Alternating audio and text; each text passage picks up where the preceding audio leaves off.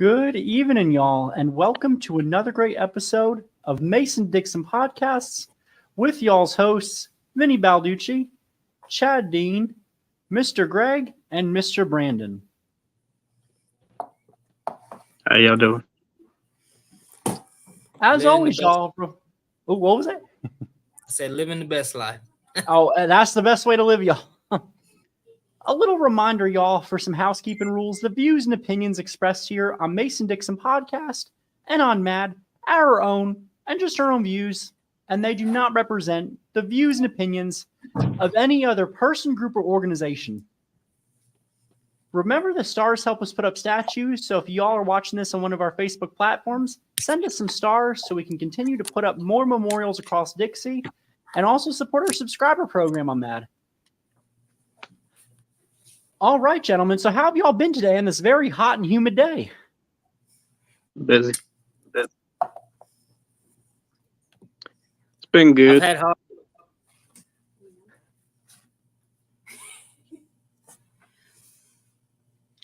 So my one buddy, Chad, you had some history of Maryland go on. Tell us about that, because I'm sure our viewers like to hear more about that.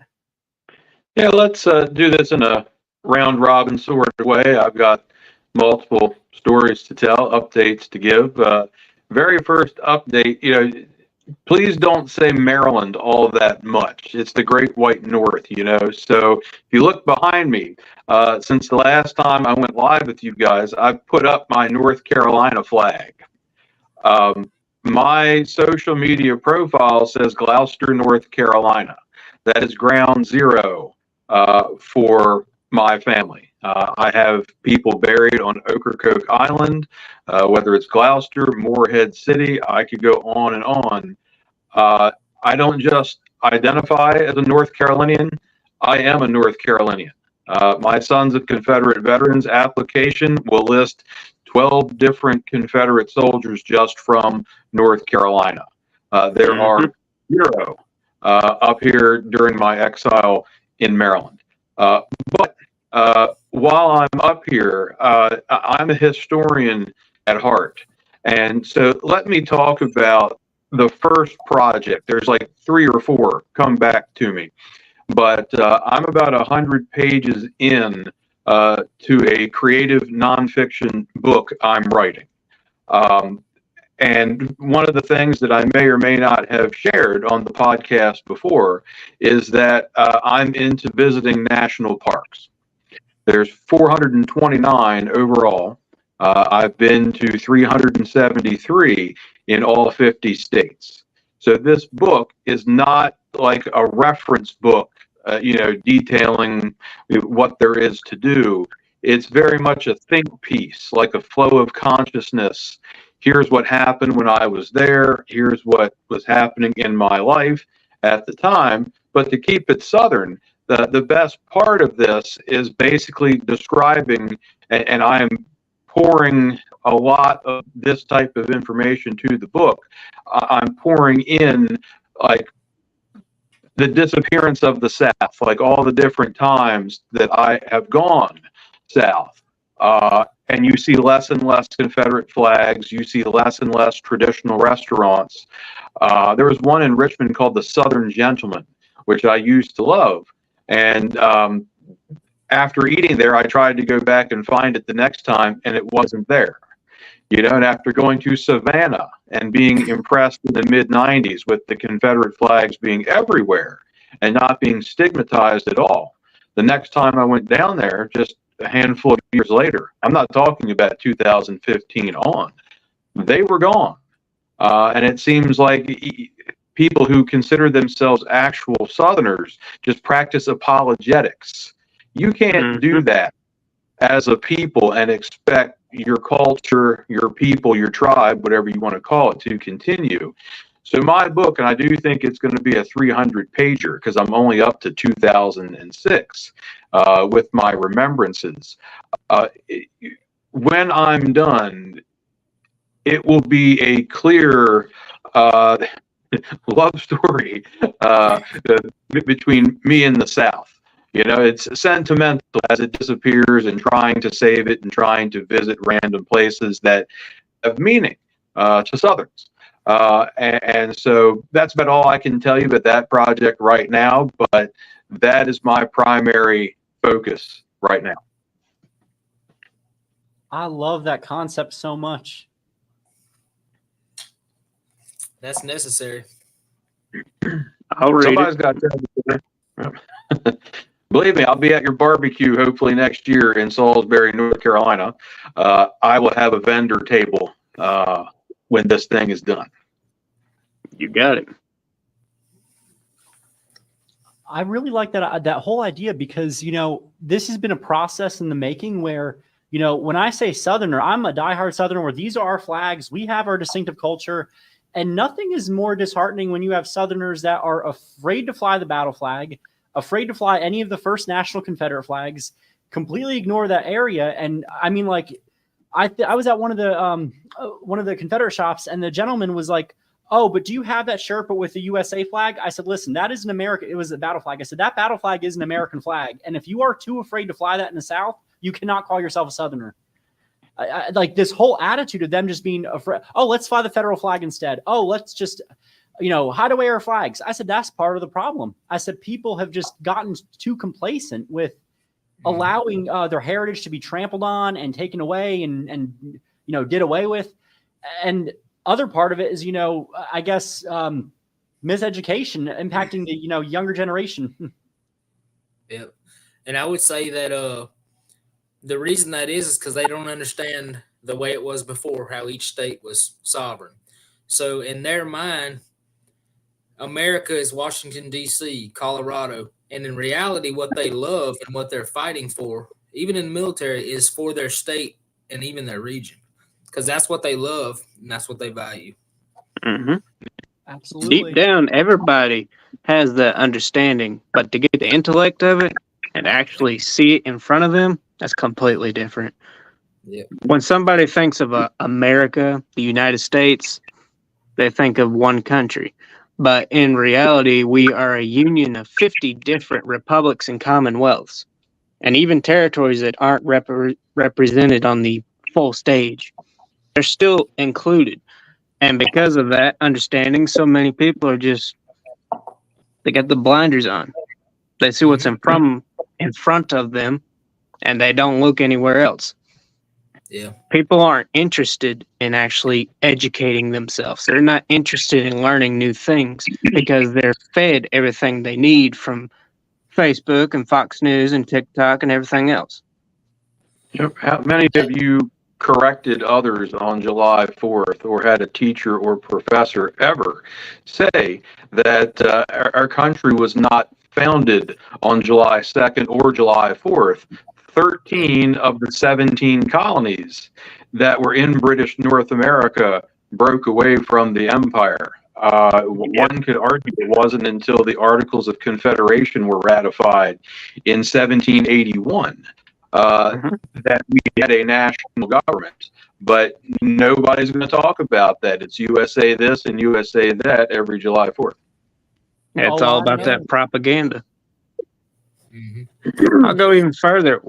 Ask anybody. You run into anybody who wants to talk about the South and our symbolism. Why did they choose to establish a confederacy? South Carolina seceded in 1860, and they were a standalone republic. After that, Alabama seceded. They were a standalone republic. There wasn't such a confederacy until a year later. And people don't think about that. They don't think about how the actual government established itself and then had to adopt these different states. Florida actually at one time tried to secede from the Confederacy after the fact. But nobody talks about that. It's all about slavery and importation and taxes and what the Congress did back in 1862 with the expansion westward. That's all they ever talk about. Not the details in between, or the fact that entire slave plantations voluntarily shut themselves down, not by the order of the slave holder, but by the slaves themselves, because that was the only livelihood they knew, and it was being attacked by another foreign force. Yep. People without education. Yep. And that force was killing men, women, children, and burning everything they had. Yep. Yep. I might take some flack for suggesting this, but file it under the heading of Know Thy Enemy.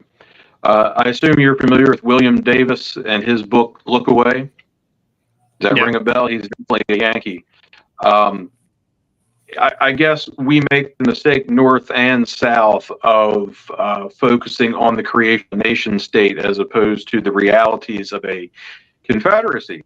And I'm not all the way through the book yet, but he does painstakingly, because he hates the South, kind of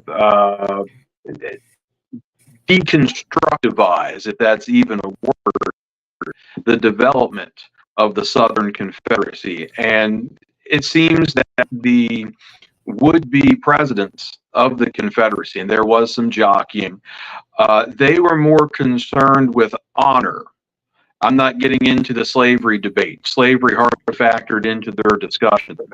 They cared more about honor and jockeying, making sure that their state, and that's the point that I want to make, that their state was well represented and was the most honorable of the southern states in standing up for the cause. So maybe it's a backhanded compliment from Davis. Maybe he doesn't even realize he's complimenting us when he talks about the power struggle behind the scenes that ultimately will lead to Jefferson Davis becoming the provisional president in Montgomery, Alabama, in the spring of 1861.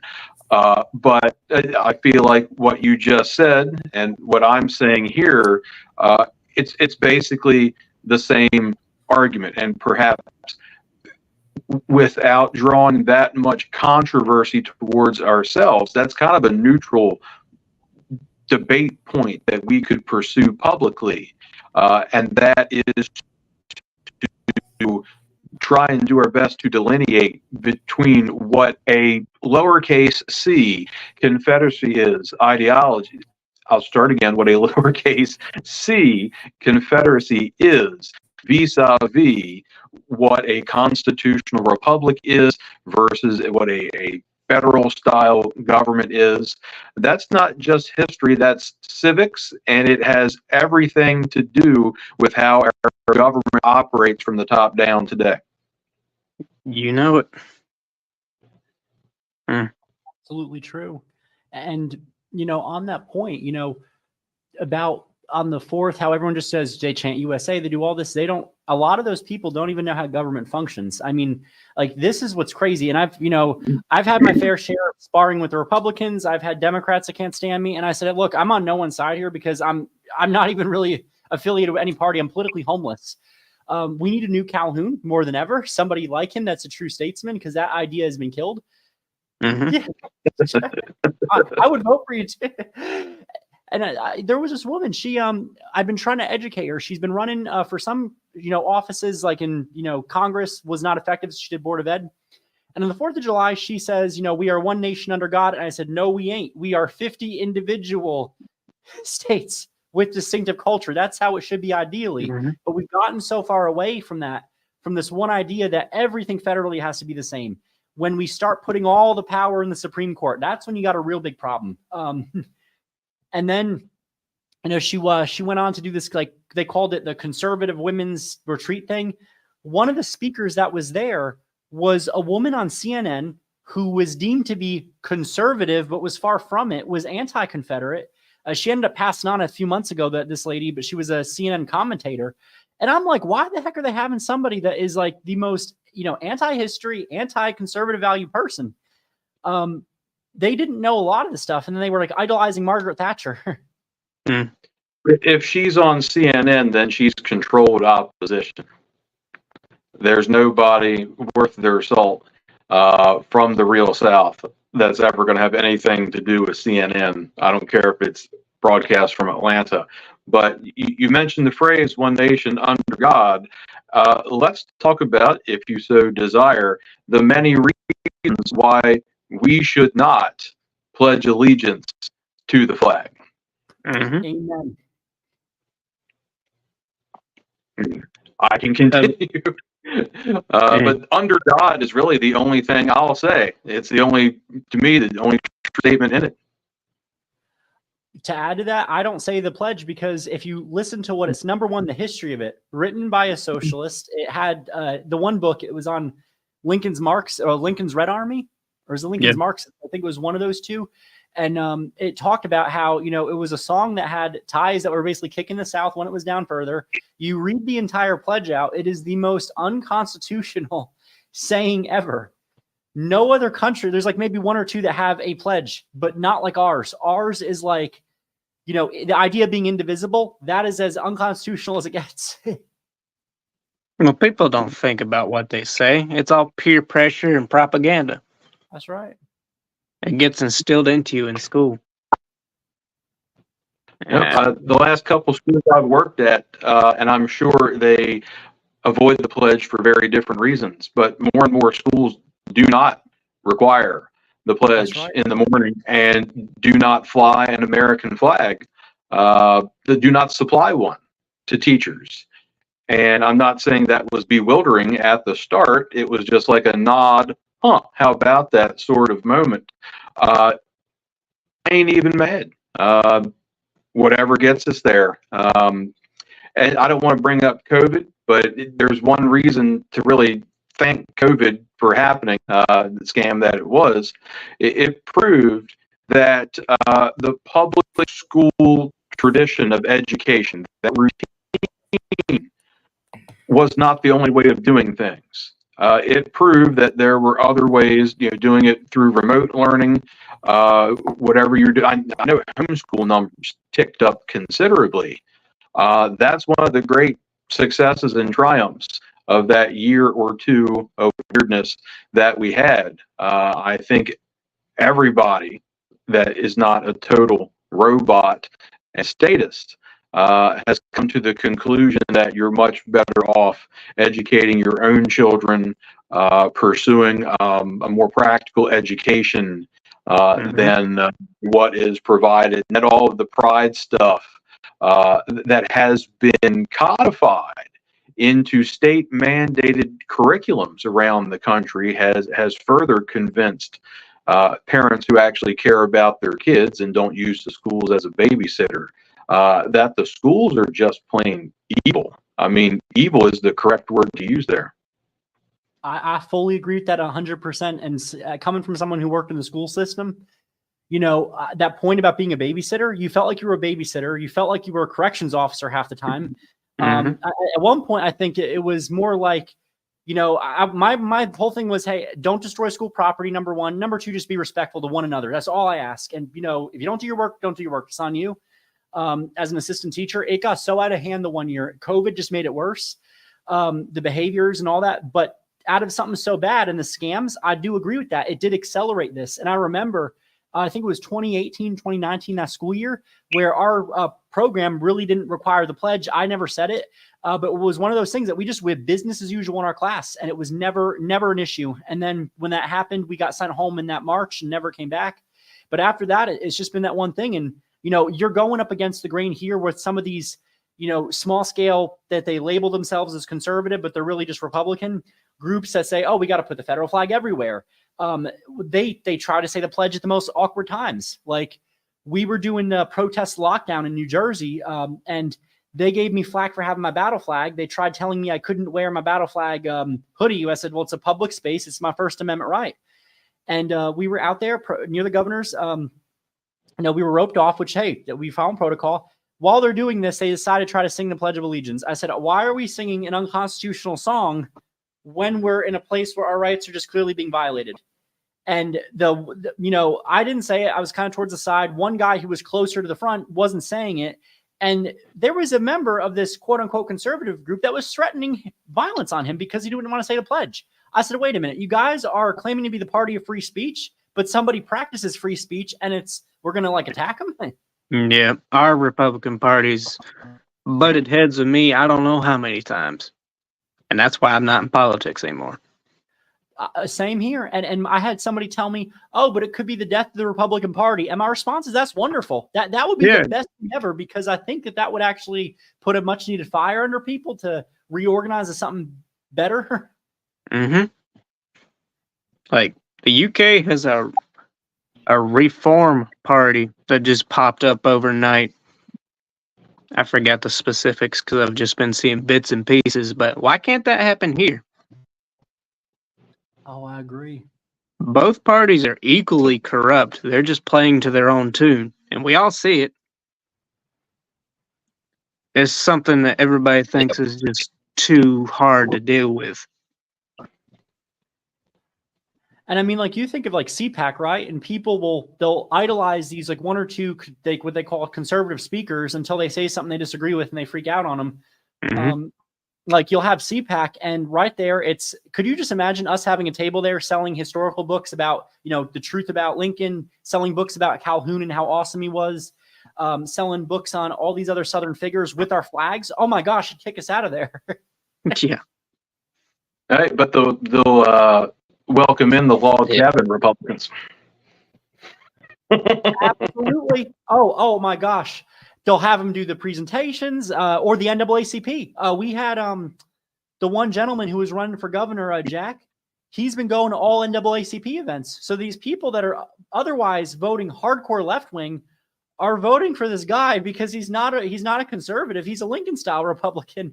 And it was so interesting to watch this go on. What's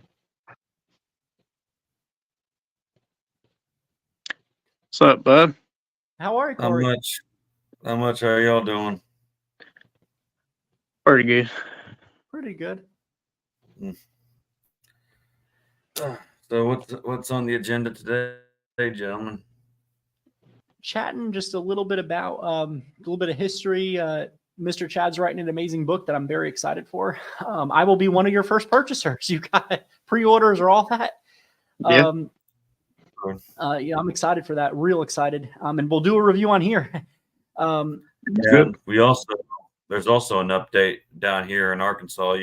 You've probably heard about the Capitol Guards monument that was removed down in Little Rock. That's right. And that we're in court about. Well, the court hearing has been rescheduled to September instead of the fairly recent date. So is this court hearing kind of determining what happened, whether the monument stays or what's going to happen with it? Pretty much. Pretty much whether we put it back where it originally was or we take possession of it. Do you think it's going to be a good ruling? I'm hopeful. We have a really good lawyer, from what I heard, that's working pro bono for us, and this person is a bulldog of a lawyer, and we're hoping that the monuments law that we passed at the time will apply to this monument. And the reason we particularly want it back at its original location at MacArthur Park was because it was one of the mustering spots for these Capitol Guards, for these soldiers that are part of the Capitol Guards.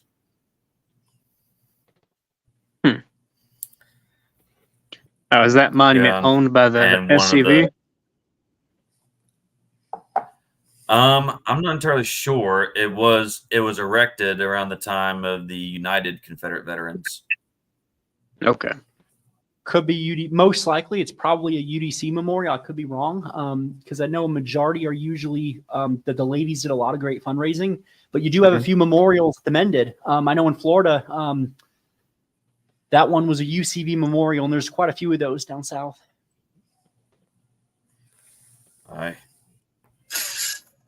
Yeah, Or one of the commanders, one of the commanders has been really spearheading the venture and will be testifying. Yeah, we need more of that. We do, that energy, because and hopefully in the future, because I know Arkansas has it's a decent, right? If I'm not, correct me if I'm wrong, monuments protection law. Yes, we passed a monuments law that is supposed to have a lot of teeth on it. but this monument was removed a year before it took effect. And it wasn't retro. And that's the one thing that, and again, I'm not a lawyer, y'all. I work a lot, with them and kind of do a lot of the advocacy for the memorials. The idea of retroactivity, and that's like the big thing. If you ever get a bill that has retroactivity, that's like the gold standard. Unfortunately, it's really hard to get that, and not many have that. So kind of what that means for those in the viewers, and a great to see you, Miss Mindy, is the idea that if they removed a few memorials and there's 200 other memorials left, the legislation protects the 200 left from coming down, but it doesn't ensure that those removed have to go back up. And I think that's got to be something that if you can at least get one bill put in that's good, then fight to have it put on that we got to put back the memorials that were removed. Yeah, the city is the city of Little Rock is challenging the state law, saying it's unconstitutional, and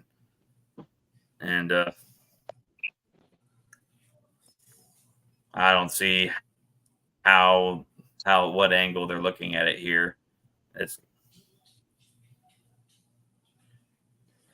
And you know what? Unless really what it comes down unless ironically they're citing nullification. Oh my gosh, are you serious? I said unless ironically that's what they're doing. That's city versus city law versus state. Sometimes they get desperate. You say we need another John C. Calhoun. I hear it being implied. Yeah. Ironically, one of the ordinances of secession, we complained about Virginia complained about John Brown's surviving sons not being extradited from North back to Virginia for trial. So North is not used nullification that way. But it's okay when they use their arguments, but when we use their arguments, it's not. William Lloyd Garrison was one of the many Northerners to suggest secession. He wanted the North to leave the South. I mean, we could talk about the Hartford Convention. I mean, the idea of secession as an American concept really starts with the North, but we get stigmatized just like in just about any other corner of history or rhetoric. That's right. Right. And we need more leaders. Good. I mean, example. Yeah. We need more leaders nationally, regionally, Southerners who would rather be right than popular. Because if we pander, like you were talking about with Republicans, there will never be a national Republican politician to wrap themselves in the Confederate flag ever. We need, and I use the term loosely, neo-Confederate Southern leaders. And now, am I talking about like a George Wallace, who was George Wallace? Let's put him that way. If we were to make a Venn diagram, then obviously, there are people who are Southerners, there are racists, and there are Southerners who are racists. There is some overlap, but you could say that at every corner of the country and every demographic in the country. And so what we need is a skilled wordsmith that can say, look, I'm a proud Southerner. This is what the South as such has always stood for, and have the armor and the arrows in their quiver to fight off the instant knee-jerk accusations. Oh, you're a Southerner, so you're pro-slavery then. I get that. In college, I came from a rural area, and people thought they knew their they knew their country folk that all of us must be racist because we lived out in the country. It had nothing to do with slavery or history. It's the Yankees and it's the urbanites who are the actual racists, and we see that every day on CNN in the mainstream media. So all I'm really saying is stand up and fight back for your identity, however you can manage it. And I want to throw this one out, and I'll fade back into the background. I'm still stuck on July 4th. If you as a Southerner are an actual Southerner, you're not going to celebrate July 4th. They did not do so historically. You're not going to have fun and celebrate and drink and whatever else because you know about the fall of Vicksburg and you know about the end of the Battle of Gettysburg. If you're going to do it, then you're going to do it right, such as is the case every year in the town of Faith in North Carolina, which was funded by Confederate veterans, and the rebel flag and the floats containing them and the mechanized infantry, etc., welcome there. Anybody who is a liberal or represents anything remotely northern, they got booed. They got heckled this year. And that, to me, was the most beautiful thing to come out of that parade, that those people in Joanne County, North Carolina, recognize. They are the realest Southerners that I know. And I mean that in every definition of the word Southerner. I love Me that. and Brandon can testify for that. We were there. I saw on Cameron's page that that the Democrat Party float got booed and that the candidate got booed immensely, and that the look on this person's face was just priceless. It was a good time for sure. I love it, especially and to that point where, it's been being in New Jersey. We still go flagging. We have our little population that we got all 1 foot out the door of the state because it's a horrible Yankee state. But the more north you go, like New Jersey is tolerable, but it's not by much. The more north you go, the worse it gets. And, to that point of the North is extremely racist, and people ignore all of that. They just like to pinpoint and blame the South for everything and blame, historical figures for all that. When I'll never forget, one of the professors I had, she was kind of making the case for how certain protected groups need to have separate graduations because they're so triggered by everybody else. I'm like, are you talking about segregation? And then she whipped around and she starts freaking out. And I'm like, wait a minute. I said, why is it that, you want to have separate graduations for certain groups and then they get to wear certain things that say that their, culture is better or whatnot. But could you imagine wearing a graduation stole with either the secession colors, red, white, and red, or the battle flag? Oh my gosh, that you would get there was a young lady, they tried to withhold her degree because she had the battle flag on her graduation cap. And people would be having heart attacks in the street. No, I know. It's a double standard, and you have got to call that out. And unless the Republican Party does that and gets stronger people that are saying this flag is my flag, I am not surrendering it, I'm going to fight for it, you're not going to get nowhere. Because with Arlington, right? Arlington only came down because the Republicans let it happen. The Republicans had full control. So when people say, oh, the Republicans love history, they absolutely do not love history unless it fits their narrative. I mean, Fox News is propaganda. It is no better than the History Channel. It's all bad. And I have people going, oh, did you see the Fox News, documentary? They're missing facts in the Rev War. They're missing facts in the War of Northern Aggression. The person they picked to play Rose Greenhow was ridiculous, and they got facts wrong. And here you have Republicans just eating up this propaganda, sharing it. And I'm like, wait a minute, you guys are claiming to like history, but at the same time, you're promoting propaganda that's attacking it. Yeah, they don't know the difference. That's right. As far as the racist thing goes, I've gone round and round with people, and there's always two extremes. There's one, they don't want any other minority there, and then there's another one that says multiculturalism is key. Multiculturalism is a surefire way to kill an individual culture. Yeah. Every time. Yeah. Now, it's happening in Europe. To say that the Confederacy was a big old melting pot would be inaccurate because it was mostly of European people. Right. But to discredit those who did fight for the Confederacy is also wrong. So my stance is if people want to stay within their ethnic background, I support you. You can have your community. I'm cool with that. That's how you keep cultures alive. But that does not mean that we can't come together on states' rights and the form of government we want to have. And I know, for example, because I love that point about Little Italy. It's real little now. It used to be where you would find the central hub of all Italian culture, and it was beautiful. It existed in New York. Never did you see Little Italy saying, tear down this memorial, it's offensive to me, or do this or do that. We existed, we lived there, and it was a lot of good stuff there that you'd find in that area. Chinatown, same thing. Chinatown would have their own culture, very distinctive, certain food, certain shops, and people loved it. And you would never, have all this nonsense you're having now.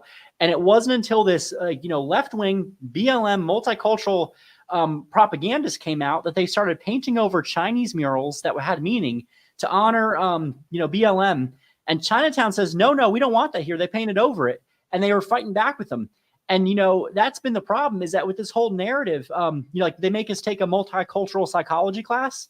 It is the most anti-cultural thing ever, because here you're not learning about culture. The whole basis of the multicultural psychology course, at least at Walden, was shame on you if you're a biological male, shame on you if you're white, and shame on you if you're Christian. And then it would also the whole class is about microaggressions, which is the most ridiculous thing ever. So something like, if you ask someone, I really like your accent, where is that accent from? And you're genuinely honest. You don't mean it in a nasty way. They consider that racist. So if you believe in a God, if you say my husband or wife, that's racist. This professor that we had was so ridiculous with these nonsense activities. And, our whole class was like, this is ridiculous. And he only focused on the DEI stuff and the, CRT stuff. He never really touched religion past shame on Christians. And he never covered disability. He never covered none of that. And that entire course is what we did for, it was about 11 weeks. And I told him, I said, I wish I could get my money back. That was such a waste. And I think because enough people did complain about this, the college program, which is becoming more APA aligned, took that course. And now it's no longer a residency course. It's just an online one. But I think they're going to hopefully get rid of it fully because it's useless. It does not fulfill requirements. And the course I have to do now is the same thing. It assumes that psychologists want to be woke and all this. And it would say, how could a psychologist help promote DEI? And my response is, no, it's bad. And here's why. Yeah. It's a lot easier to control. It's a lot easier to control a group of people if you remove them outside of their cultures and you put them in the same pot and you give them consumerism and you give them this weak Christianity that can't defend anything spiritually. Then they become your subjects. It's easier to put them all in one net. Thank you for bringing it up. I wanted to give 2 examples of that. We've talked extensively about the reprogramming of society by public schools. It's government indoctrination by Marxists. We know that. Since you brought up religion, I would like to offer this topic for debate, one of 2.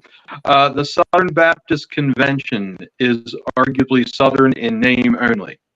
If you look at the resolutions that they debate and pass or vote down when they convene annually, they take great pains to move away from any type of traditional Southern iconography.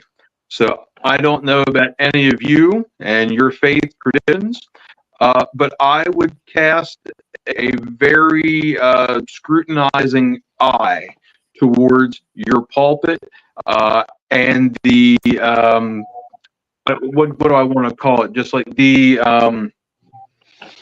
family tree of churches, like the hierarchy. That's the word. This is why I don't want to go on at like 9:45 at night, because I can't think of my own name at that point. But my own preacher, at least, even though I'm not there, I still tune into the live feed. The one in North Carolina, the last sermon I tuned into, he talked about the feminization of the pulpit, the feminization of sermons, starting with the baby boomer generation. And he attributed it to consumerism that the seminaries, theological seminary sounds Catholic, so any theological institution that turns out preachers wants to feminize men. And so it has pushed masculine men out of the church because they get a bad rap. And so if you do go to church, if you are a Christian within an organization, I would look for that. And I trust this preacher very much. And if he's out there on the front line warning his own congregation against that in a fairly rural area, I can only imagine what type of trash a Southern Convention preacher is preaching in a city like Nashville, for example. Just outright hatred towards us traditional rural Southern males. And if none of that is at all relevant to your life, then I guarantee whatever county you live in has a county library. The public libraries are a cousin to the public schools. And I would hope that you are watching very closely their social media, what books they recommend.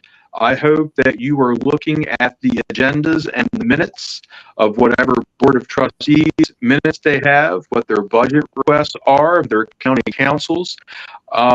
In my experience, they are more liberal still than the public school because they can suggest what we would consider to be controversial titles for adults. They're programming the adults as well as the kids, and they have almost unilateral decision making when it comes to the books that they buy, the subscriptions that they use your tax dollars to get. Every single book that they advertised in June, I commented hashtag grooming. It was kid-based pride literature. I'm not talking about teens. I'm talking about illustrated books geared towards elementary school youth. That, to me, is pedophilia. There's no way any of that rainbow stuff should be exposed to prepubescent kids. That is grooming. And if we can't refight the Civil War as soldiers and statesmen, if there is a stigma attached to the stars and bars, you know what? Anytime we see a rainbow flag, we should go after it because that's Lincoln sharing a bed with a lawyer for 4 years earlier in his career. It is the same battle lines drawn nearly 200 years later. It's us versus them. Find those battles and fight them, please. Yep. I've been saying for years to go burn those flags if they want to burn ours. And I think that's the reason they attack the South so much is because we've always been a people after God. And we were the moral standard for the longest time. And now that they're taking away everything that is Southern in us, that's dying out as well. That's right. 100%. And it was those little things where it was like, oh, just compromise on this. And I tell them my heritage, it is not compromisable. It is non-negotiable. I will honor my ancestors. I will honor the fallen Confederates with the flags they fought under, not the federal flag. And if I see them in the cemetery, I respectfully pick up the federal flag. I remove it. I put down a battle flag, a First National, one or a state flag. Mm-hmm. That's the proper protocol. And I just totally on me for that. Man, I just picked up 3 federal flags off of Confederate graves. It's just disgusting. What was it? Hollywood I'm Cemetery? finding my flags being hiked out at cemeteries. I'm finding my First Nationals being hiked out of cemeteries lately. Oh, I know. And this is the one thing I tell people because, I've had arguments with people about, we have to perpetuate this, Yankee myth. I said, no, we didn't have to perpetuate nothing. I said, you do not honor a Confederate soldier with a federal flag, period. End of story. No, simple as that. No. The only reason that Congress went out and said that Confederates were deemed as U.S. veterans was for that false reconciliation that we all keep hearing about. It was just to make us shut up. That's right. And it made us complacent, and people have been complacent when Arlington came down. If the people that were claiming that they were going to fight, they issued a stand down order, and they were like, we don't want anyone going down there. Well, as a private citizen, I went down there and I said, this is my duty. I can't just sit here and do nothing. So as a private citizen, and New Jersey Tigers, our followers, I told them, I said, I trust that you have enough self-government to be a respectful person, document what's going on, and take photographs because you're in a public space.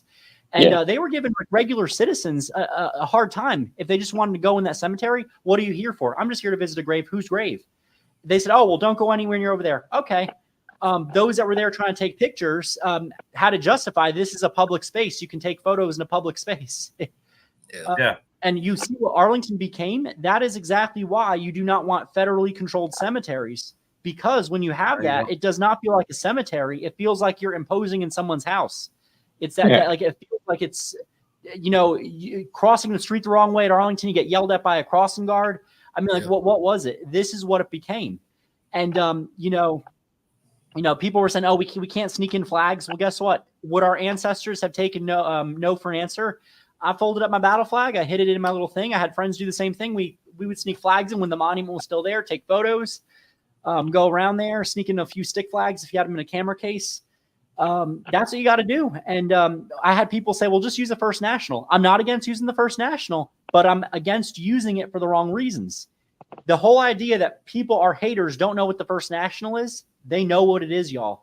When I had to attend that meeting in Delaware, they had a little presentation that was all false, all CRT and false, Yankee myth history, where they showed the different flags of the Confederacy, and they were educating what the First National was. So clearly people know what it is. Yeah. And honestly, we all want to do things legally. We all want to do things the right way. But at some point, you've got to push through and do whatever it takes. I sat my wife down because I'd contemplated, joining these groups. I've always been a Southern. I've always loved my heritage. But I said, baby, if I dedicate to this, there's a chance I lose my job. There's a chance I get doxxed. I said, but I believe in this with everything I've got, that this is the way society should run. I said, so are you okay with this? Because she's my partner. And she said, baby, you go for it. So I tell you right now, all of y'all are my witness. If it needs to be done for the South, I'm going to do it. We appreciate it. I appreciate it. And there's little things like even just like going out and flying a flag. I've had people that will knock that idea. So like Gettysburg, I went out there with several other people. A gentleman, John Hill, was doing this wonderful event, get together, fly your flags there. It's great. I'm more than happy to support him.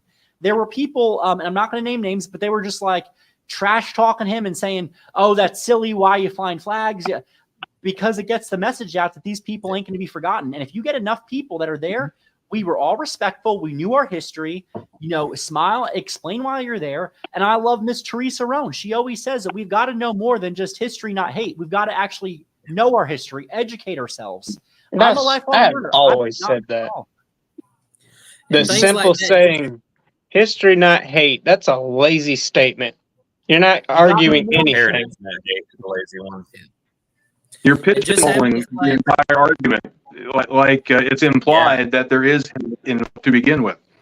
Exactly. Yes, exactly.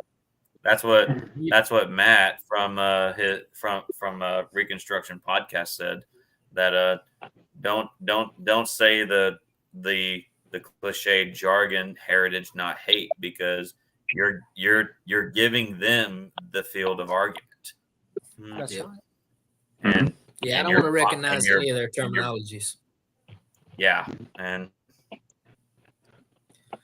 but about the flag, and you mentioned the flag and people not doing that, it is an amazing tool, because when I was in Faith the other day, we were at a barbecue spot for a meeting, and I walked in and out a few times, and every single time, I'm telling you, 6 people said, I love your flag on your back. And it's a conversation starter. And if a majority of Southerners believe the way we do, they're just scared that they're going to be alone. Yeah, that's right. Brandon, I'd like to speak to one. Say again? Brandon, you talked about kind of sitting your wife down and explaining the situation to her. I like that. If you are a Christian, then you have to look at yourself as the spiritual leader of the household. And that does not mean that you order your wife around, that you are the dictator of the home, that you lead by example. And when you say that you are 100% for the South ideologically, historically, and so forth is complex. You are standing up for much more than a republic that lasted for 4 years. You are standing up for traditional values. And for you to model that and explain that to her is high praise. And I would ask the others participating in this podcast, listening to it, that you have to similarly model your dedication to all things Southern in that same way. And yes, you might experience loss. You're going to have to sacrifice. Several 100,000 Southerners sacrificed their lives doing their duty as they understood it. So fine, you get found out online. Fine, you get harassed at your job for what you believe in. It's a small price to pay for doing the right thing. And I would dare say when you get to the pearly gates, they're not going to ask you how many followers did you have online or how much money you made. It's what did you believe in? What did you stand up for? Or did you deny me? And from a very early age, I realized that my love of the South was not the history, it was the dedication, it was the ideology. I'm talking, I saw that in elementary school and have been on board ever since. So it's very much a lifestyle and a philosophy. I'm asking you all to live it, to be that truth for others. It sounds quasi-religious, but it's South. 1-2, if you ask me. You're completely right. Once you go down the path of truth, you do not stray from it. That's right. That's right.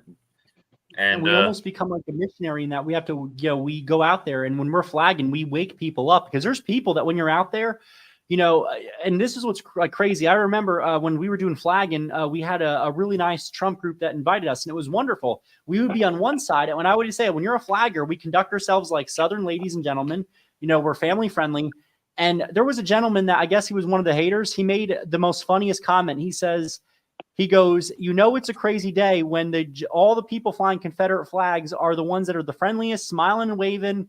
They're not using any kind of obscenities because sometimes you go to rallies and some people get a little, offensive with the language. We were all just, God bless you. Jesus loves you. That's all you got to say. If you want to have a conversation, have a conversation. We don't yell. We don't act like fools. And I had pamphlets made out of history. I said, I would point, all right, this is what I mean by this. Check out this book. I said, I can really point you in the right direction. I said, my goal is not to make you believe anything. It's to explain why I'm here and why I will not back down. And, when we're with our flaggers, I always kind of reiterate the fact that our ancestors dealt with a lot worse. If you have Confederate ancestry, some of them were jailed. Others were starved. Some of them never came home. Versus dealing with a little bit of verbal harassment, or what's the worst that a hater is going to do? They could try to shame you. And I understand that, okay, certain jobs, you might not be able to get away with it. Like if you were deployed or, maybe, well, even then law enforcement, one of our flaggers was a current police officer working in law enforcement. And while he was there in law enforcement, he flew the real flag of Mississippi with the battle flag out his home. He flew the battle flag. He would go out there flagging with us, was never an issue. Even in his own town, we'd go walk around with our flags. And, you could have easily said, well, I'm worried about my job. I'm about getting fired. Sometimes it's the fact that people don't even want to be the pushing the envelope. And I wish I can get my friend, Miss Laura, on here. Miss Laura, she is a fighter. She is president of the Caleb Ross UDC in Delaware. She gave such an amazing speech, and her speech was so powerful, because she is a mama herself. And she goes, be that grandparent or that parent that will send your child to school wearing a battle flag shirt, and don't be afraid to fight. She goes, don't back down, send them in with that shirt. And if they expel them, you keep fighting. Don't give in, because the minute we give in on this, the minute we start hiding behind this, She goes, that's what happens when you get Marxism. She goes, this is socialism. And I like how she brought up that all those flags matter. The first national, third national, battle flag, they equally all matter. And we have got to stand behind each and every one of them. Yep. Yeah, we got to be like that kid and his parents at the board meeting over the teacher and the principal over his Gadsden patch. That's right. Yeah. About 25 years ago. Continue, sorry. Oh, you're fine. Go ahead. I didn't. Are you finished with your Gadsden stuff? Yes, I finished my statement. All right. My apologies regarding this. You talked about the potential punishments for wearing Confederate paraphernalia or other Gadsden or other things that deem offensive. My first couple years teaching in a rural location with the administration kind of suburban and liberal, the parents organized a Confederate Flag Day where the students would all wear Confederate paraphernalia to test the administrators. Were they going to suspend 1,600 kids? And so that day they banned the quote unquote Confederate flag, but the parents already had the next in mind. The next day, 1,600 kids wore white shirts to school. So what was the principal going to do? Suspend the student body for wearing a white shirt? There are ways. I mean, I know Brad Paisley is a fruity liberal when the cameras are off him or when he's on late night TV. The fact that he does country music is beside the point, but he does make a valid point with his song Camouflage. You can't be suspended, you can't be punished for wearing camouflage, but it's code for country and hunting, and perhaps if you don't have the stomach to wear rebel paraphernalia, that's how you show others what your mindset is. So there are ways. I'm simply saying there are ways if you don't feel that it is your place or that you are going to give up too much. There are still ways that you can provide a tell to others and watch them kook out when they get angry about your white shirt or your camouflage flannel shirt or whatever it is. It's fun pissing off the liberals. It's fun triggering people. Yeah, it is. That parade was fun.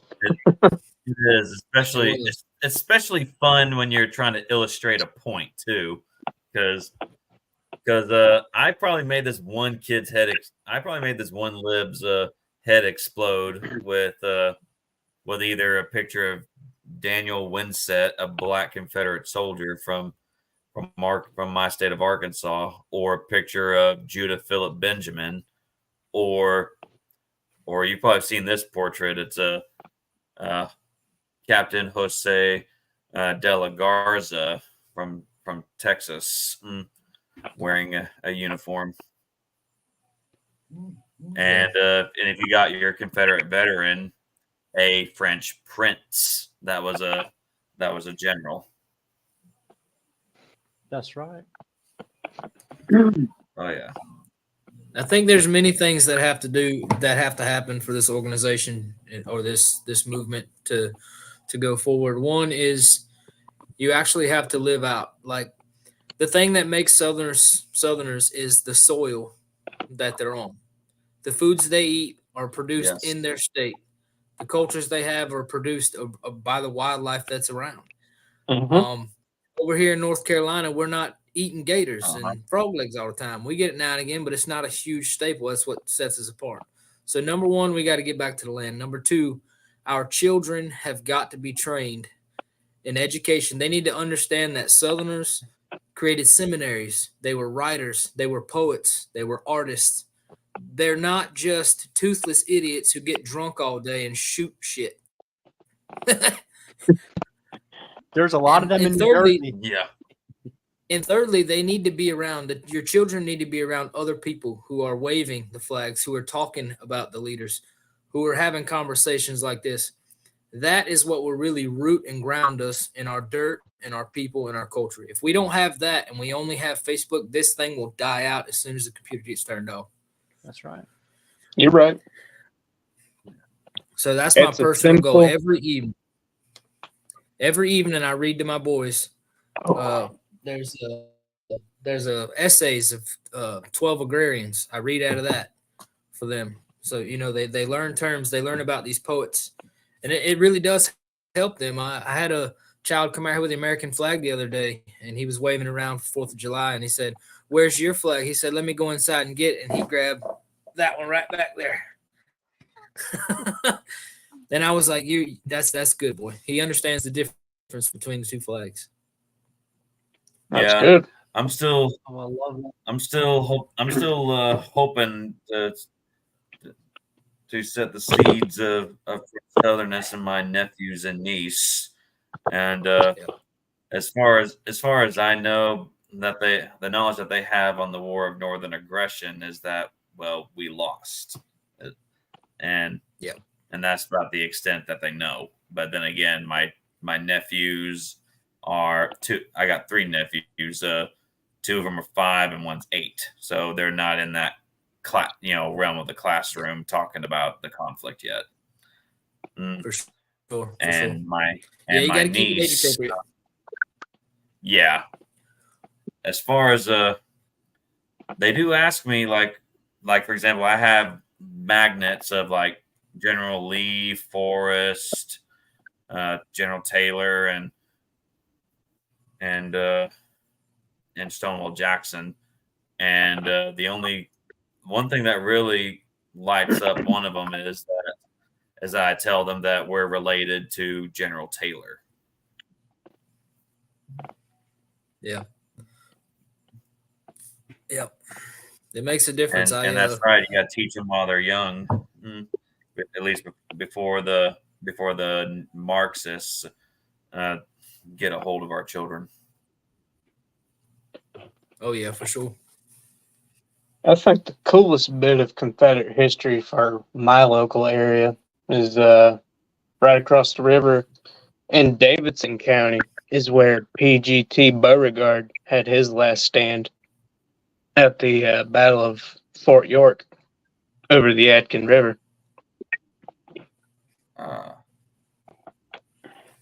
Got you.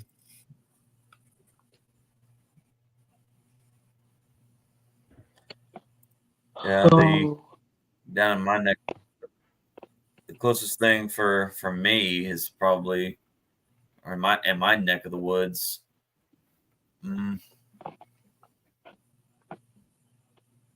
There's a couple of battlefields down in South Arkansas where my paternal ancestor, rode with Stan Waddy, and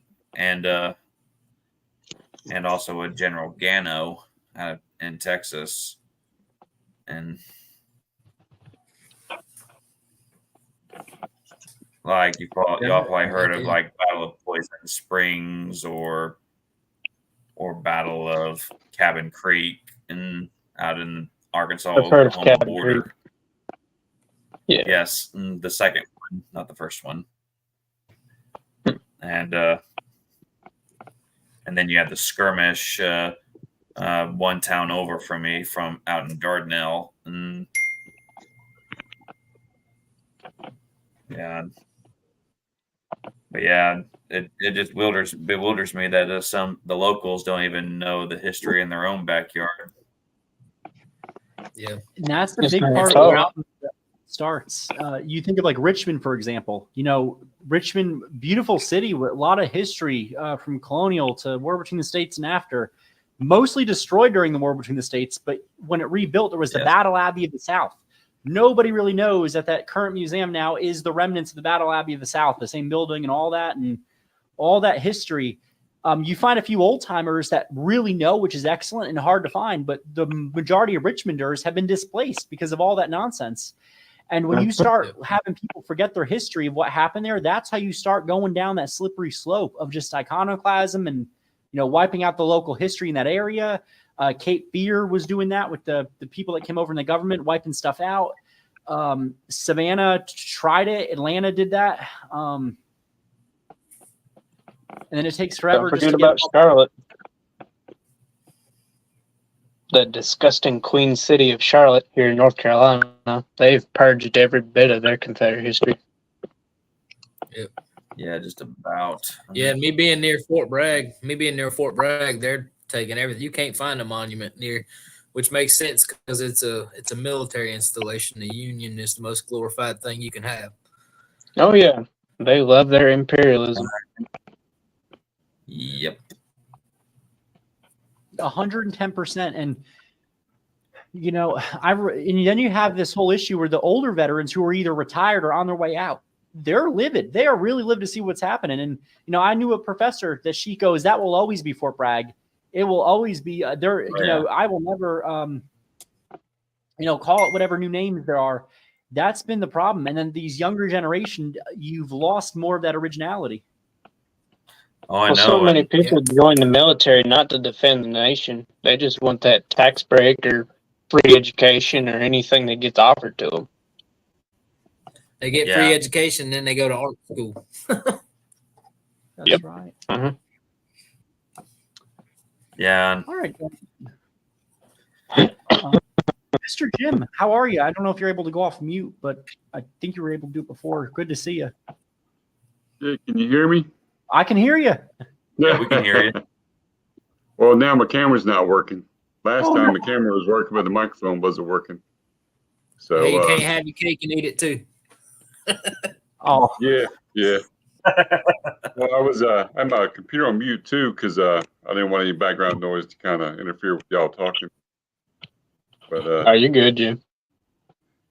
Well, I think what the biggest problem is, I asked one historian. He said that worst thing that ever happened to the South was the interstate. I said, what do you mean by the interstate? He said, well, it let Southerners out and it let Yankees in. So what happens is, like Charlotte and all these big towns, I think there's nobody left that's really local. Everybody comes to the town to get jobs or something. And they don't know the history of the town that they moved to. And no, they don't. Unfortunately, Americans are getting cocky and arrogant. They think everybody should cater to them instead of them catering to whatever location or society they move to. That's The right. thing out of respect is you learn the customs and local history and of the area that you move to, just to be a good citizen of the area that you live in. Mr. Jim, this will make you laugh. There was a woman from New Jersey, and America has created this. She was very difficult, and when she moved down to Georgia, she just didn't want to adjust. And I kept, the one thing I tell people is, if you move to Dixie, expect to adopt a new way of living. Do not bring the same grievances up here if expecting, to get waited on hand and foot. Like in New Jersey, you can't even pump your own gas. That's part of the problem. People get lazy with that. They don't want to move out of the state. I don't want to pump my own gas. Well, how lazy can you be? She goes down to Georgia. She's complaining about this, that, the other thing. Well, people carry guns down there. That's part of the culture. Most of Dixie, and she doesn't like it. She was trying to be a Karen about that. Well, when you start acting like a fool like that down in Dixie, you're in a good town when the citizens say, no, don't bring that Yankee nonsense here. Needless to say, she had moved back to New Jersey. That's good. Georgia ain't for me. Well, that's good. That's good. I said, because you acted like a fool. She's your problem now, Vinny. Oh my God. Yeah. Well, I noticed that a lot when I was in the Navy. We'd go overseas, and people would act like arrogant Americans when we're in other countries. And I was like, like overseas, a lot of people don't get drunk. They drink beer and wine all day long, but they don't get drunk. It's actually very rude and improper to be drunk. A beer is like a Coca-Cola or a Mountain Dew, whatever your favorite drink is, but you don't get drunk. So us sailors, being sailors, we go there. He gets about as drunk as we could humanly get, and we just look like jerks, and we just piss off the local, populace. And so I started kind of learned through that was like that's like the wrong attitude to have. You need to kind of be respectful to your host and wherever you go to.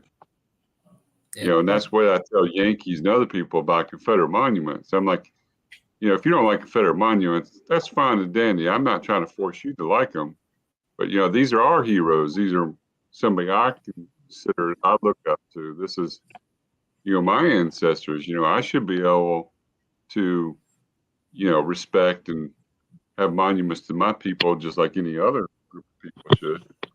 Right. What I try to do is put liberals in their own argument. Well, these Confederate monuments are offensive. Okay, well, gay people monuments are offensive to me, so you take down yours, I'll take down mine. Well, that's not fair. Well, okay, well, leave mine alone then. I can you can have yours, I can have mine.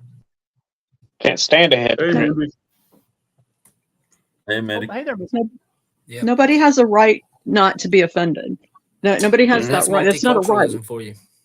Yeah, There should always be a Common ground. Well, see, that's what I've learned is when you talk to liberals, don't argue with them. Put them in your shoes and give them their argument back to them. They lose their minds. They shut down. That's when they start calling you names and all kinds of stuff. Yep. That's when you know you won.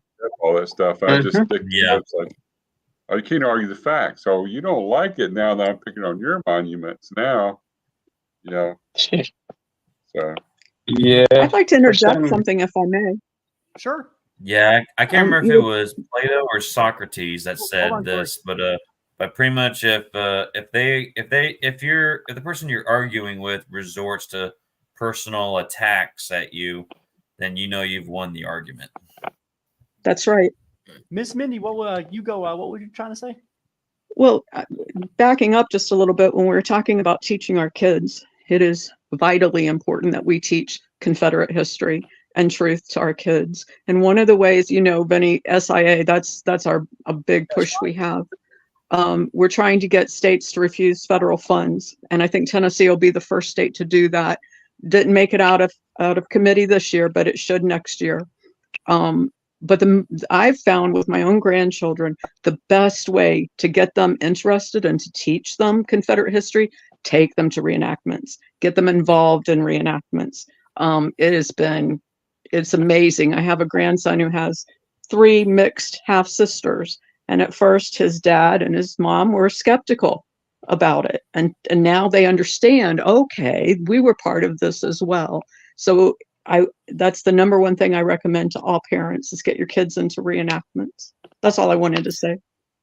That's a good way to do it. I'm a reenactor, thank God, and I'm trying to get my nephews and niece to come to them. Like I have 2 nephews that live in 2 of the areas I reenact at, and Go pick them up and take them if you can get their parents to agree.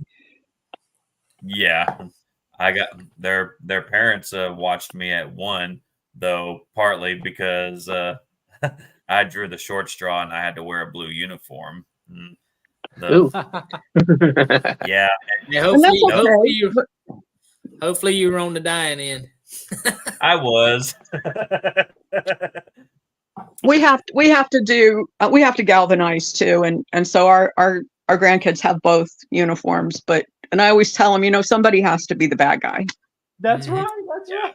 To play the villain. And reenactments, and this is why I was explaining to people. If you look at like Mr. Edgerton, and I'm trying to get Mr. H.K. Edgerton to get like with technology, because if we can get him on here, that would be real good. That's been a goal of mine. Or even that would be awesome. Because when I've had the honor to speak to Mr. Edgerton, when he goes on his rants, they are with purpose. Oh my gosh, you will learn so much because he went through some stuff growing up and he has overcome a lot of nonsense. And he's called out the NAACP because part of their mission statement when they started taking the anti-Southern route, and this is what we're dealing with, is attacking reenactments and living history. So, you look at where we started, just put the flag in the museum or do this. Well, reenactments, the flag is no longer welcome in most places in New Jersey. So I know, it's ridiculous. Isn't it crazy? It is ridiculous. We used to march in the Christmas parade. They don't allow the battle flag anymore. They didn't allow the First National the next year. Then it was trying to get Confederate reenactors to carry a Yankee battle flag no, that ain't historical. And what was that? We did the one SIA, the Southern Independence Association meeting in what was it, Pennsylvania? And originally they were okay with our battle flag, and then they gave you guys heck the next day over it. It was old Bedford Village. They told us we had to take down our Confederate flag, and I had to remove any literature about SIA. We left. We said, no, we don't accept that. You invited us here. We came all the way from Tennessee, and now you're telling us this. So we left. But I found out since that a bunch of reenactors, Confederate reenactors, went and had a meeting with them, and they got that reversed. So now you can have the battle flag in Old Bedford Village. But yeah, we just left. We had a meeting the night before there, or a get together, and we just left the next day. And it was a wonderful meeting. For those that want to know more about SIA, please check out the page. And Miss Mindy definitely shares a lot of stuff with the links and all that. It's really been good being part of it. And that one social was so wonderful. It was great. Mm-hmm. We had sandwiches. We had a good time. I drove back through Gettysburg. Ice cream. Oh my gosh.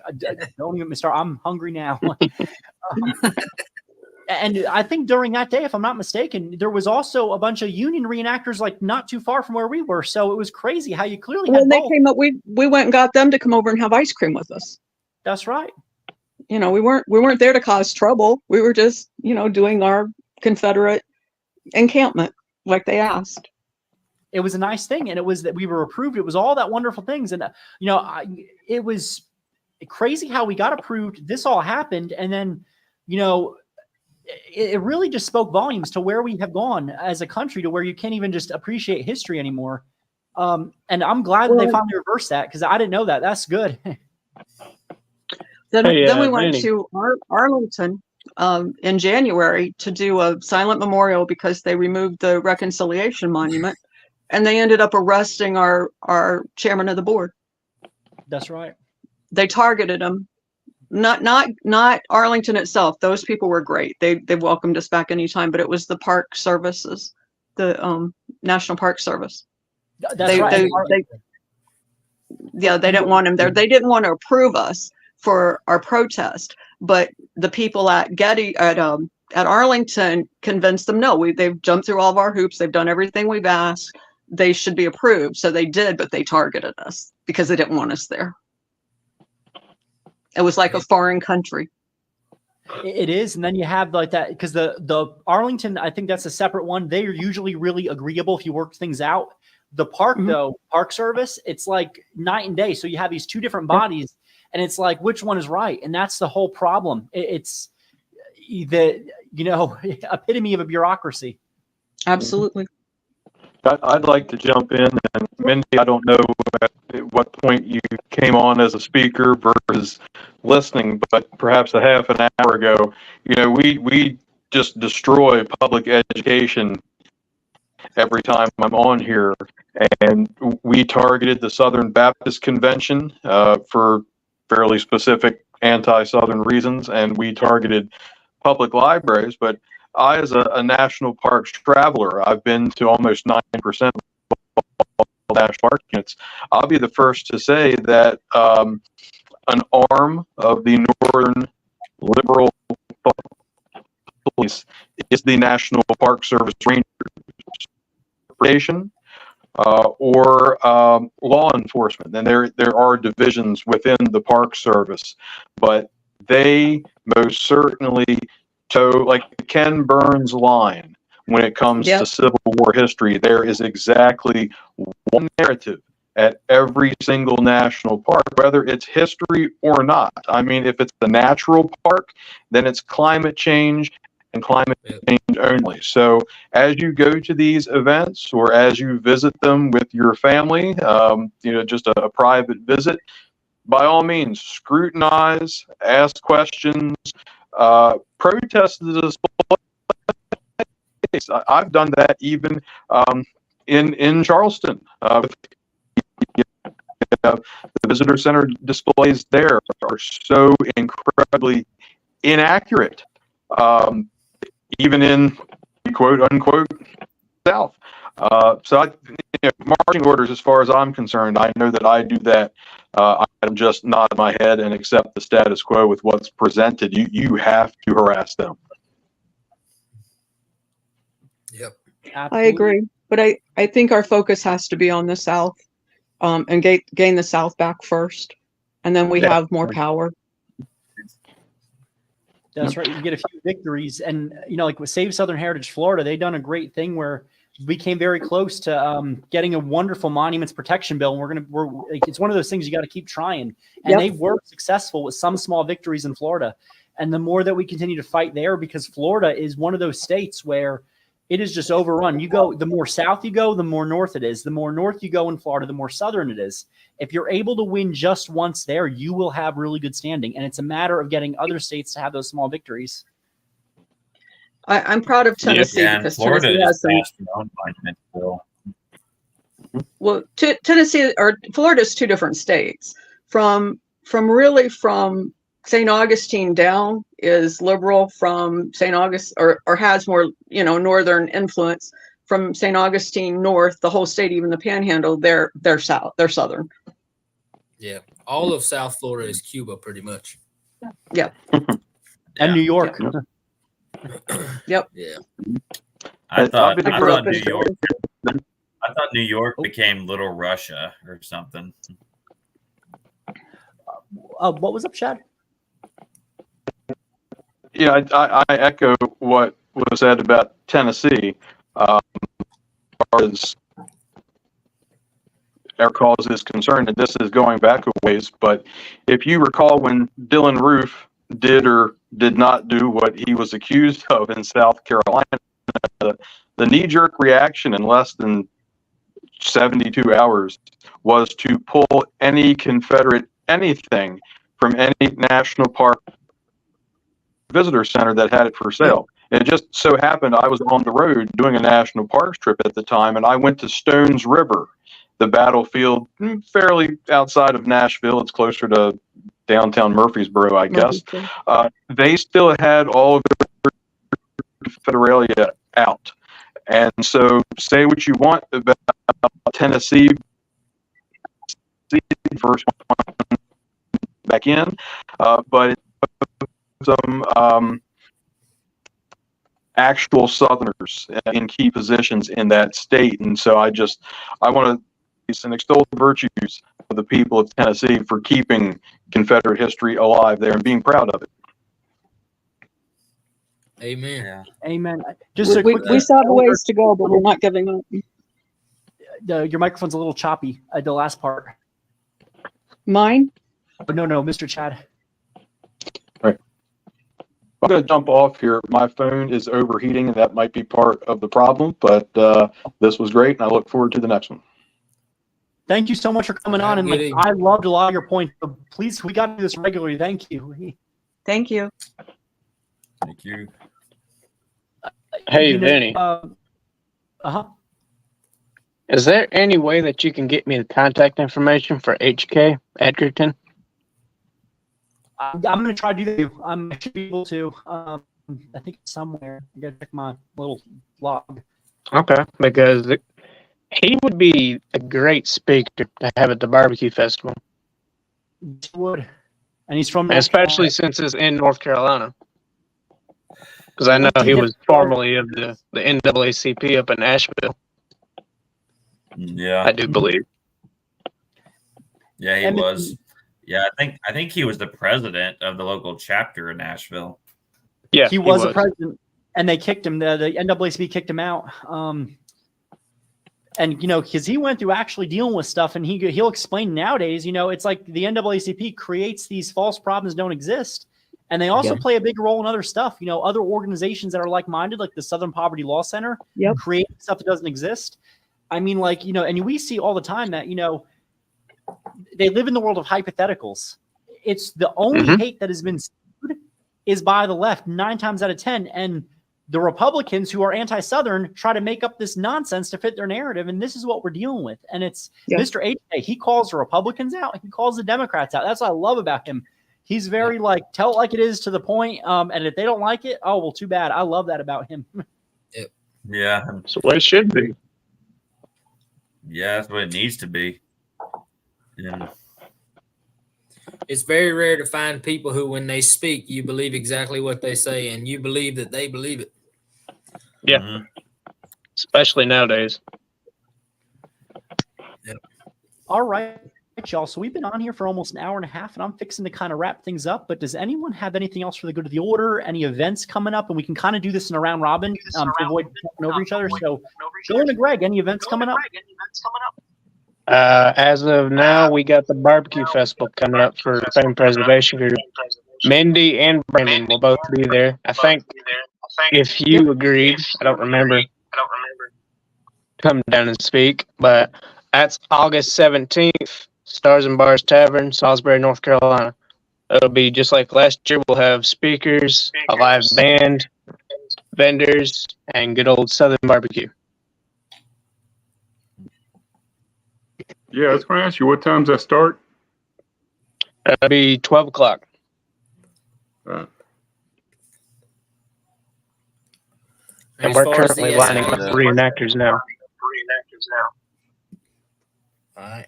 As far as the SIA meeting here in Spring Lake, the 13th, we're going to wait due to not enough attendees. I think a lot of people going to South Carolina for the flag raising at the Capitol.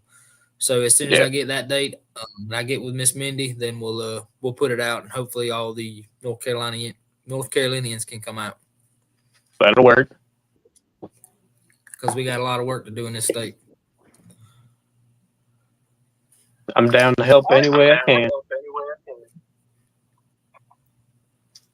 Miss Mindy, any events coming up in the SIA? Yes, there's quite a bit now through the end of the year, but I will post them. I'll be posting them on SIA on the group page and also in the chats. I don't have them all in front of me right now, but I know from now on, I'm actually kind of glad that the 13th was postponed, because it was the only week. That'll be the only weekend I have now until the end of the year. So. Oh, Yeah, it works out too, because with that drought, all the farmers I had coming, they have to tend to their cattle real hard right now. So I'm gonna be helping them too. So it works out. Yeah, it works out. So I'll be posting them. All right. all right, Mr. Jim, do you have any events coming up on your neck of the woods? Nothing really. I've been trying to help the Tar Heel Flaggers do stuff. I'll be there on the 17th, unless something pops up, but I'll be there for sure. I'm trying to get some reenactors to come, but it's getting hard to get them to do stuff. The reenactor world's kind of shrinking. There's the millennial kids, they don't want to stand out in the hot sun and wear wool. I told them to get some Yankees for free. I'd actually like to get into that, Jim, if you can kind of mentor me on that. I've never done reenacting, but I'd love to get into it. Oh, reenacting's fun. I got some extra uniforms. Yeah, I'd like to do it too. You're like a tower. You're like a tower compared to me, so I might be able to wear half your riches, but Go ahead, roll your pants legs up, but I've One of my actually favorite things considered. about There, Probably as one of my far as favorite- I know, there's not a reenacting group for the 57th North Carolina. yeah, I don't think there is one. What happened was I found out Abraham Lincoln was 6'4", so I had to eat my vegetables to grow to be 6'5". I couldn't let that Yankee beat me. Oh my God. That's one way to do it. What I really love about the reenactments is the dances and the balls, huh? right. Like during the Virginia wheel and I will say that's one thing I miss about my kin being from Alabama. Every time I'd visit, they'd have the Southern bells and they'd have the balls and all that, and the suppers. That's kind of a lost part of the culture anymore. We need to bring it back. That's right. Well, when Vinny comes down, we'll get him in a ball gown. That long hair you got. No. Corset and everything. No, he looks the part. He'd make a good general. That's right. If I had a penny for any time people ask me if I have a wig on, it's crazy. When I was That is one job I was working, some lady comes up and she's just gently tugging my hair, going, "Is it real?" I go, "Yes, it's real." That's funny. We could make you look the part real easy. That's right. Yeah, I don't think I've ever seen you with your hair down. You usually have a hat or something on.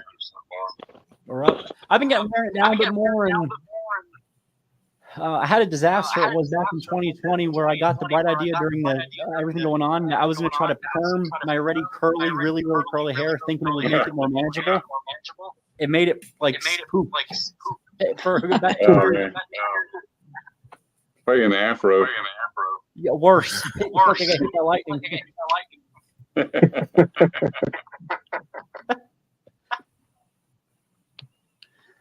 All right, Corey or Brandon, anything that you're doing coming up? Other than that court hearing about the Capitol Guard's monument, September 18th, I believe. Yep. All right. Yeah, Well, it was great I having sent you a all. picture of it to y'all, to your messenger. Excellent. I want to thank everybody for coming on here. As always, it's always a pleasure, being on here. We usually come on Monday at 8 p.m. Eastern time, and sometimes Thursdays. But hopefully we'll be doing more videos in the future and working together to create different stuff together. We got a great team here, and I want to thank each and every one of y'all and our viewers. Likewise. Thank you, Vinny. Thank you. Good night. Vinny. Good night. Night, y'all.